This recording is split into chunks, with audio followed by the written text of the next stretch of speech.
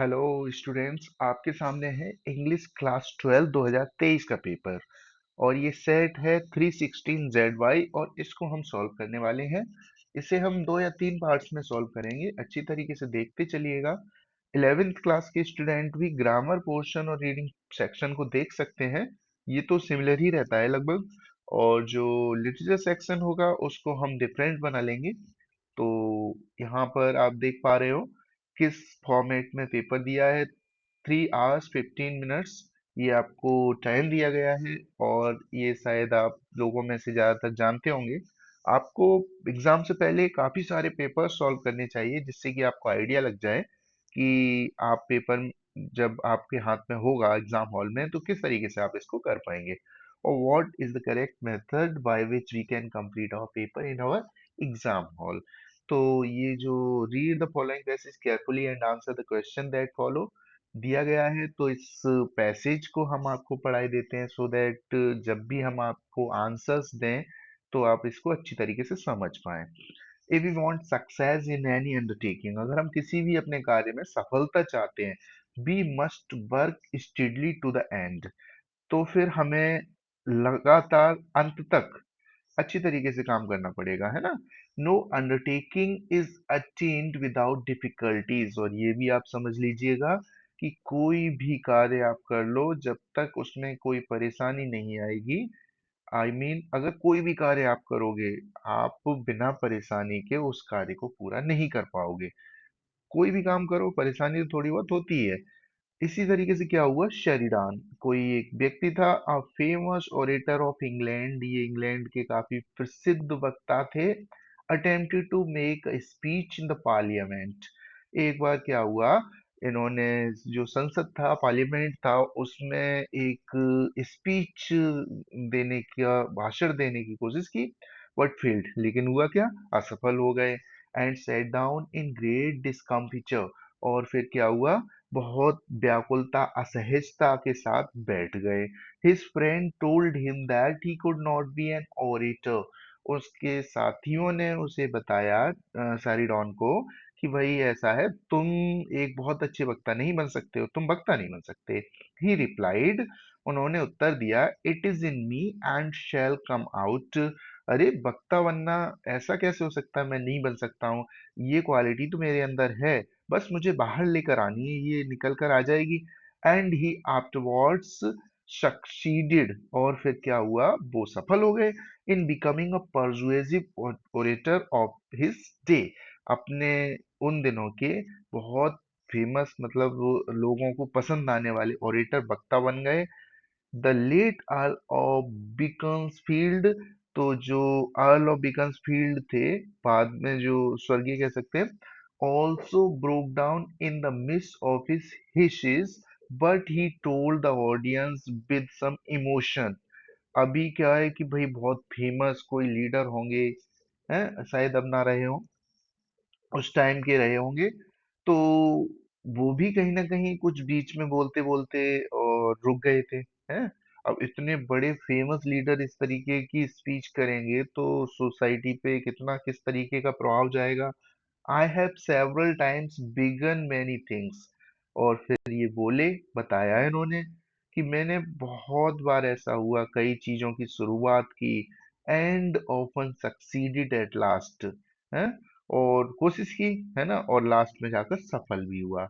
I shall sit down now, अब मैं जो हूँ बैठूंगा, वर्ड द टाइम विल कम। अभी तो चलो कोई नहीं है कि मैं सफल नहीं हो पाया, लेकिन एक ना एक दिन ऐसा समय आएगा, है ना। Time will come when you will hear me, जब जिस दिन आप मुझे सुनोगे। These words afterwards prove to be prophetic, ये शब्द जो थे वो प्रोफेटिक साबित हुए, ऐसा मतलब बिल्कुल सटीक भविष्यवाणी। ऐसा है कि आगे आने वाले टाइम में जो भी कहा गया वैसा ही हो गया। We should not therefore be discouraged by disappointment, इसलिए अगर कहीं पर हम लोग भी असफल हो जाते हैं तो फिर हम लोगों को निराश नहीं होना चाहिए। At the beginning of life, कहीं शुरुआत में ही अगर हम लोग असफल हो गए तो इस बात से हम लोगों को निराश नहीं होना चाहिए, प्रयास करना चाहिए। और प्रयास अगर हम करेंगे तो हमें भी सफलता अवश्य मिलेगी। तो फर्स्ट क्वेश्चन जैसा कि आप देख पा रहे हो, be must be what must be done if we want to succeed in any undertaking. क्या किया जाना चाहिए अगर हम किसी भी कार्य को करना शुरू करते हैं, तो है अगर हम उसमें सफल होना चाहते हैं तो हमें क्या करना चाहिए, बताइए। तो क्यों ना हम इनके डायरेक्ट आंसर ही देख लें। इसके क्वेश्चन और आंसर हम आपको रिटन में प्रोवाइड करने वाले हैं। तो देखिएगा ध्यान से यहाँ पर किस तरीके से इन क्वेश्चन और आंसर को हमने प्रोवाइड किया है आपको। Then the first question, as I have read, what must be done if we want to succeed in any undertaking? Answer है, if we want to succeed in any undertaking, we must work steadily to the end. लगातार काम करना चाहिए अंत तक। ऐसा ना है शुरुआत तो कर दी और बीच में छोड़ दिया, तो फिर कोई सफलता नहीं मिलनी है। मेहनत करें और लगातार करें। नेक्स्ट क्वेश्चन जैसा कि आप देख पा रहे हो यहाँ आपके सामने है, what did Sheridan do when he failed to make a speech in the parliament? Answer इसका, when Sheridan failed to make a speech in parliament, he didn't give up. जब शेरिडान असफल हो गए थे पार्लियामेंट में स्पीच करते हुए, है, फर्स्ट टाइम ऐसा हो गया था उनके साथ, तो उन्होंने ऐसा नहीं है कि उसको छोड़ दिया हो। Instead he replied to his friends, और जो मित्र उनके ऊपर संदेह कर रहे थे उनसे उन्होंने कहा, saying it is in me and shall come out. मेरे अंदर ये क्वालिटी है और इसको मुझे थोड़ा परिष्कृत करना है, आइदर सही तरीके से सीख लूंगा मैं और आ जाएगी, ये बहुत अच्छी तरीके से वक्ता बनू, अच्छा वक्ता बनूंगा। And he continue to work on his auditory and skills, और फिर वो जो है अपने इस कला के ऊपर लगातार कोशिश करते रहे और प्रयास करते रहे, और एक दिन जो है अच्छे वक्ता भी बने, है ना। Eventually becoming a persuasive orator of his day, है, और फिर एक बहुत अच्छे वक्ता बन गए थे। व्हाट डिड, नेक्स्ट है आपका, what did Saridon mean when he said that it is in me and shall come out. इसका मतलब क्या हुआ कि ये मेरे अंदर है और एक दिन बाहर आ जाएगी, तो यही है इसका मतलब। Saridon had a strong believe, इनको बहुत जबरदस्त विश्वास था टू बी अ ग्रेट ऑरिटर, कि वो एक ना एक दिन बहुत अच्छे वक्ता बनेंगे, because he knew that he had the crucial skills. क्यों? क्योंकि उन्हें पता था कि जो भी जरूरी कुशलताएं होती हैं, है ना, वो उनके अंदर हैं। और हर व्यक्ति अपनी कमजोरियां और कुशलताओं को जानता है, और वो भी जानते थे। What do you learn from the lesson? आपने जो लेसन अभी पढ़ा उससे क्या सीखा? द लेसन इज दैट, ये है जो पार्ट आपने पढ़ा उसमें ये बताया गया है हमें, success often requires perseverance, sorry, तो perseverance, तो सक्सेस जो है उसके लिए लगातार मेहनत करने की आवश्यकता होती है। तो अगर हम perseverance रखेंगे, हमें आवश्यकता होती है परसेवियरेंस की सबसे ज्यादा। परसेवियरेंस का मतलब हुआ करता है लगातार मेहनत करने की आदत।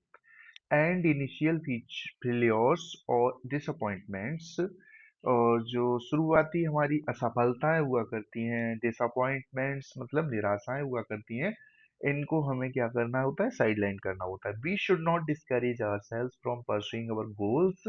हम लोगों को अपने आप को हतोत्साहित नहीं करना चाहिए, अपने जो भी लक्ष्य हैं उनको पाने से अपने आप को नहीं रोकना चाहिए। तो दिस लेसन इज दैट, तो द लेसन इज दैट, ये जो लेसन है वो इसके बारे में है, सक्सेस ऑफन रिक्वायर्स परसेवियरेंस। तो जो सफलता होती है उसके लिए किस चीज की आवश्यकता होती है, परसेवियरेंस की। अब ये जो परसेवियरेंस होता है वो होता है लगातार मेहनत करने की आदत। एंड इनिशियल फेलियर्स और डिसअपॉइंटमेंट्स, ये हम लोगों को जब भी असफलताएं मिलती हैं, निराशा मिलती है, तो उसके दौरान भी हम लोगों को मेहनत करते रहना चाहिए। We should not discourage ourselves from pursuing our goals. हम लोगों को अपने लक्ष्य की तरफ बढ़ने से खुद को नहीं रोकना चाहिए, हतोत्साहित महसूस नहीं करना चाहिए। इस तरीके से अगर हम काम करते हैं तो आगे बढ़ते जाते हैं। These are the qualities by which we can get success. आगे ई जो दिया है उसमें हमें देखो एम्बैरेसमेंट का सिनोनिम पूछा गया है। तो डिस्कम्फिचर होता है एम्बैरेसमेंट। वैसे तो बहुत बेइज्जती या असहजता महसूस करते हैं, और डिस्कम्फिचर जो होता है उसमें भी व्याकुलता या असहजता ही होता है उसका मतलब। अपोजिट ऑफ लेजीली जो है वो स्टीडली है। Prove to be prophetic means something correctly stated। Prove to be prophetic का मतलब पूछा गया है तो इसका अर्थ हुआ करता है something correctly stated what would happen in the near future। कुछ भी जो सही कहा गया हो और आगे आने वाले समय में लगभग वैसा ही हुआ हो। तो वैसा बिल्कुल ही वैसा ही हो गया हो। In that manner we can say prove to be prophetic।